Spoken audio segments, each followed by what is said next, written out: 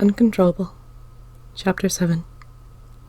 As I'm running home with Star in my arms, I couldn't help but tear up. The sight of her body limp in my arms but still breathing made my body shake violently. I didn't even care who saw me. It was getting later in the day, and everyone was usually settled at home or downtown for dinner. My wings were tight at my sides as I ran. Fear filled every inch of my body, only growing worse as Star didn't wake. If I was sure I wouldn't crash, I would have flown home, but the way my wings twitched as I just kept running kept me from doing so. I held Star close, and soon enough reached our block. I ran to the door, sniffling as I fumbled with the knob. The moment it was unlatched, I pushed it open, groaning as it hit the wall and swung back at me. I turned my shoulder to it, prepared for the impact and making sure Star didn't get hurt. "Mom!" I called out, glancing down at Star as tears streamed steadily down my face. "Mom!" I scream before I notice she isn't home. I breathe heavily and run towards the bathroom, lying Star down gently on the floor before quickly rummaging through the cabinets. I propped her head up gently with a towel as I grabbed the medkit. My hand shook as I threw open the lid and the contents shifting around violently. I grabbed some gauze for the deeper cuts and bandages. My shaking hands fumbled with most of it, but about 10 minutes later I had her patched up most of the way, before I heard the front door open. My body shook as I turned my head around, my wings lightly hitting the wall beside me, making me flinch as I call out for my mom. My voice cracked as I yelled, "Mom, please help!" I felt tears fill my eyes once again. I had done most of the work that was needed to help Star, but she hadn't woken up yet. "Starine? Emma?" she yelled as she ran towards us, gasping, tears filling her eyes as she saw us. "What happened? Is she okay?" I sniffled as I looked down, almost unsure of what to say or how to explain what I did, if I even understood what I had done. Mom saw my hesitance and crouched down beside me, examining Star and making sure she was stable. I sat there, silent, and just staring at them worriedly before Mom sat back up, sighing softly and smiling at me. "You did a good job patching her up," she said softly, wiping the tears from her eyes. "She looks pretty bad, but it's all just scrapes and cuts now. The deepest ones you cleaned really well." She was trying to stay optimistic. I guess that's where Star gets it from. My throat felt tight. It seemed like I had forgotten how to speak. I didn't know what to say or how to tell her what happened. "Hey," my mom said, putting her hand on my shoulder. "She's gonna be okay. Let's get her in bed, though. I can't imagine waking up on the cold tile floor would be comfortable." "She should be awake soon, and if she isn't, we can bring her to the hospital. But she's strong, just like you are." I nodded softly, picking Star up in my arms and letting my mom walk ahead of me to open the door for us. I lay Star gently down on the bed. She stirred a bit, groaning as she shifted. "It's okay," I mumbled, a bit to her and myself. She seemed to settle down and continue sleeping. My body continued to shake as I stood there looking at her. I let this happen to her. "Hey, come on. Let's get you some tea and you can talk about it when you're ready." We sat in silence on the couches in the living room for what felt like an hour. I had barely sipped on my tea and I was sitting there shaking, going between hysterics and silent whimpering as tears streamed down my face. I was convinced I killed them, but something in me knew that my hellfire only sent them to hell. Mom was patiently sitting across from me. I still hadn't changed into my human form. My wings were tight at my sides, my tail was curled around my legs, squeezing tightly. As my tears slowed and my emotions seemed to give up, it felt like it was finally time I tried to speak. I turned back into my human form and calmly looked up at her from my gaze on the floor. "I don't know where to start," I mumbled, chuckling at myself as I spoke. "Wherever you want to, dear," my mom said softly. I took a few breaths before I started to speak again. "I'm sorry I ran out of the house before you could finish what you were saying. The last few times we had gone out, Star had gotten attacked by some bullies, and they were acting weird at school today. I got worried about Star and ran off to make sure she was okay. And when I found her, I winced in pain as the thought of her against the wall, bruised, scratched up, flooded my mind. The pain only got worse as my demon form pushed its way back out, squishing my wings against the couch cushions. I take a sharp and shaky breath back in before continuing. I saw her against a wall at a dead end of an alleyway.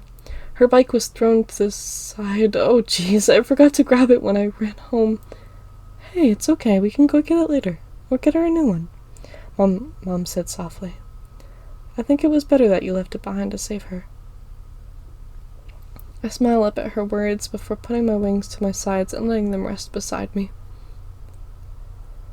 We were attacked when she revealed where they were hiding, and I took back tears as I looked down at my hands. I used my fire to protect us. It was just pushing them away from Star and me at the start, but then he hurt Star really bad, and when she passed out, I caught her. I couldn't see straight. I didn't know what came over me. Hon, listen, it's okay. You protected Star, and that's what matters. It's okay. Mom stood up, coming over to me and sitting beside me, hugging me tightly. Oh, it's okay. You saved your sister, and that's what matters. I killed them, Mom. They were just bullies, and I killed them. Tears came back to my face, streaming down my cheeks. I'm a monster. Hey, don't say that, Emma. Please, you are not a monster. If you used your hellfire, everything will be okay. You did what was right. Mom held me close as I cried, my body shaking in her arms. Her father told me that something like this was something to prepare for. I look up at her, the thought of my father only making me cry worse. God, what would he think of me? He said that the magic within your hellfire makes situations like this very fortunate. What do you mean? I sniffle as she wipes some tears from my cheek. A demon's hellfire has the ability to send someone to hell. If done prematurely to their death, they're forgotten. Of course, they can be remembered, whether you tell them or someone who witnesses the event tells someone. But they can only be brought back through spells or reincarnation. I stare at her dumbfounded, almost angry she has never said this before. She meets my gaze and sighs. There is a lot your father wanted to teach you but never could. There are a lot of books in my office that were once his. I think you'll like them, and if you could care enough to study them, you might learn something. She pushes my shoulder softly, because I know you haven't taken a moment to study something in school for months. Yeah, but I still get projects done, I say stubbornly, a smile lighting up in my eyes. Although I can't imagine the guilt you're going through sending someone to hell, even if it was to protect Star. I've been looking at a place in the city if you think it's time we get out of this town. Move away from some bad memories. How does that sound? I felt guilty making her move out of the blue like this, but it did make me feel better to think about leaving. I nodded softly. My head spins as I hear whimpering from around the corner, followed by a quiet footstep dragging against the wooden floors. Starine, please, you need to rest. I'm fine, just a little sore. I glared at her as she spoke. I knew she was more than a little sore. Okay, fine, I'm in a lot of pain, but I'll take a painkiller if it makes you happier. I'll be fine tomorrow. No, please, what happened? It's all really fuzzy. I sigh as I pat the spot beside me as Mum gets up to grab her some tea and painkillers. I explain what happened to her, my wings softly around her as I look at the ground. She hugs me close as I explain the rest of what Mom and I talked about. I think moving would be a good idea. The next day at school, I continued to hear the rumors being spread around, but I heard a few people talking about how they don't remember where they came from anymore. It almost made me relieved to know my mom was right. I hid my hands deep in my pockets, afraid of what I could do. Ava's words rang in my head. Is it true you can kill? I don't know how long I was shaking before Sierra put her hand on my shoulder. It was a quiet class. Our math teacher wanted us to study what we were learning. I didn't realize I was just staring blankly at my page, shaking again. I looked up at Sierra, who hurriedly looked back at me. Star had taken the day off to recover. She didn't want to, but me and Mom convinced her to do so. I gripped the pencil in my hands and heard it snap under the pressure. I couldn't help but tear up and put my head on my desk. "Is she okay?" Maddie whispered softly. "I don't know," Sierra replied. Her hand came softly off my shoulder to return to her work. School passed by slowly, and I didn't seem to have my mind anywhere. Even in gym, I noticed myself standing and just staring at the ground. And it was dodgeball, of all things. My favorite class activity, and my mind was so clouded with the thoughts that I just stood there blankly staring at the ground.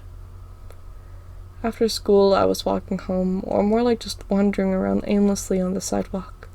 I'd walked past her house maybe 10 minutes ago. I heard footsteps behind me, then 3 more pairs. I sighed as they ran ahead of me and quickly stopped, blocking my path. I could see their feet as I continued to stare at the ground. They were our friends, and before I could even speak, I heard another pair of footsteps running behind us. "Guys, I got your call! What's wrong?" I spun my head around to see Star limping but running towards us. "Starine, you should be resting!" I yelled, running up to her. She jumps at me, hugging me tightly. "They said you weren't looking so good today. I was worried," Star said, smiling at me. The optimism in her eyes almost bringing me to tears. "Why are you limping? What happened?" Eva said softly, coming towards us.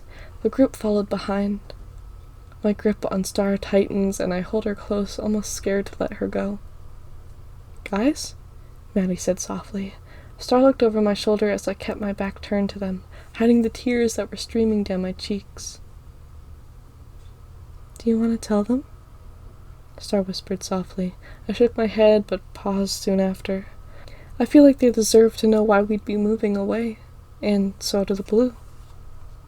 Star pushed away softly, looking at me in the eyes, flinching when she sees them darkened and glowing softly, guilt plastered on my face. "Guys, we have to move," I mumbled softly, unsure where my words were headed. A click of awe said between all 4 of them. I wiped my tears from my eyes and faced them. And something really bad happened. "Are you sure you want to tell them?" Star quickly looked at me, worry in her eyes.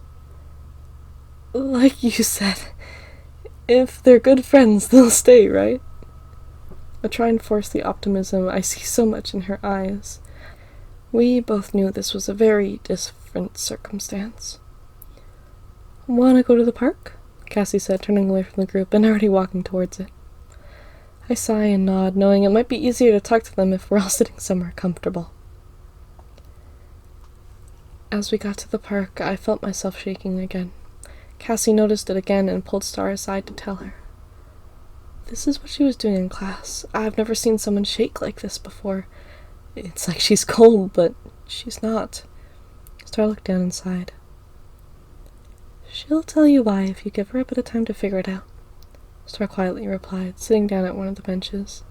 I sat down beside her, and my hands still deep in my pockets. I didn't want to see them, after what I did. "Hey!" Eva yelled, getting my attention. I flinch and look over at her, fear filling my eyes as I looked up at hers. They were full of judgment.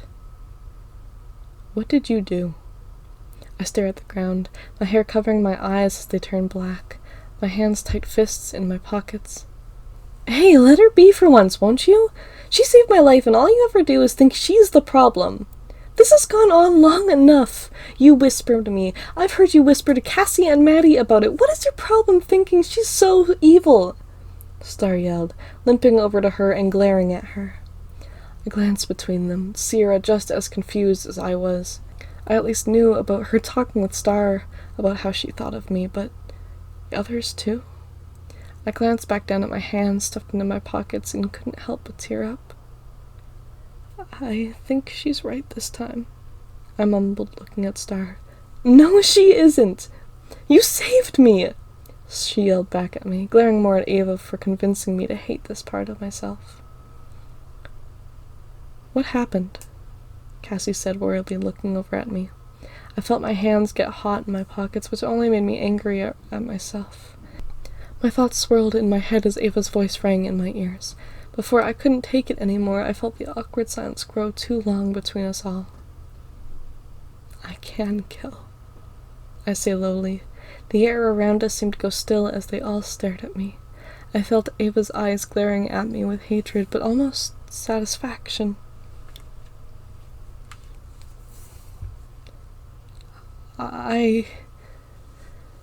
I saw Star beaten up at the end of an alleyway, and when I came to her aid, I was ambushed by the 2 attackers. They wouldn't stop. I tried to talk them down. I tried to just scare them off with my form, but they wouldn't stop. Tears dripped down my face. They hurt Star bad enough. She passed out. I tried so hard just to make them stop. I felt Star's arms wrap around me. So, Ava kept her eyes on me. You killed them. I paused for a moment, trying to figure out how to say what I needed to. I sent them to hell. I don't know if it makes a difference, but it was at least quicker, and I hope painless. I mumbled through tears. Ava stood silent beside me, and after a few seconds of heartbreaking silence, the others came and hugged me. You saved Star, and that's what matters the most. You tried, Cassie said softly. Ava seemed to grow angry as they trusted me. If you weren't there to save her, who knows what they could have done to Star? Sierra says. I saw her shoot an angry glance at Ava before Ava turned her back to us. I told you, Star said softly. The tears died down, and after a little while we all just started talking about our days we sat on the grass. Ava had walked away as the previous conversation was dying down. It saddened me to see her leave, but I'm glad Star stood up for me when she did. Oh, I have something for you guys, Cassie says, grabbing a small box out of her school bag. Star sat up a bit straighter, and she had a bright smile on her face. She brings out a nicely wrapped but small gift box. I remember what she was planning to give us. Oh, I had completely forgotten about the picture, I say, smiling wide, waiting patiently to grab the box from her. Well, I guess now this gift means more than anything, right? With you guys moving? Now you'll have us there forever, Cassie said, passing the gift to Star and me. We worked together to unbox it, and I see a picture of all of us together. I glare at Maddie, who pulled the bunny ears prank on me before I fell over. The other pictures are there too. I thought they would make for funny memories. I jump up and hug Cassie tightly. This has been the best and worst birthday of my life. But thank you guys for making it so special. Everyone joined in on the hug, smiling wide until we all broke down in tears. We made some great friends, but it sucks that we're going to lose them so soon.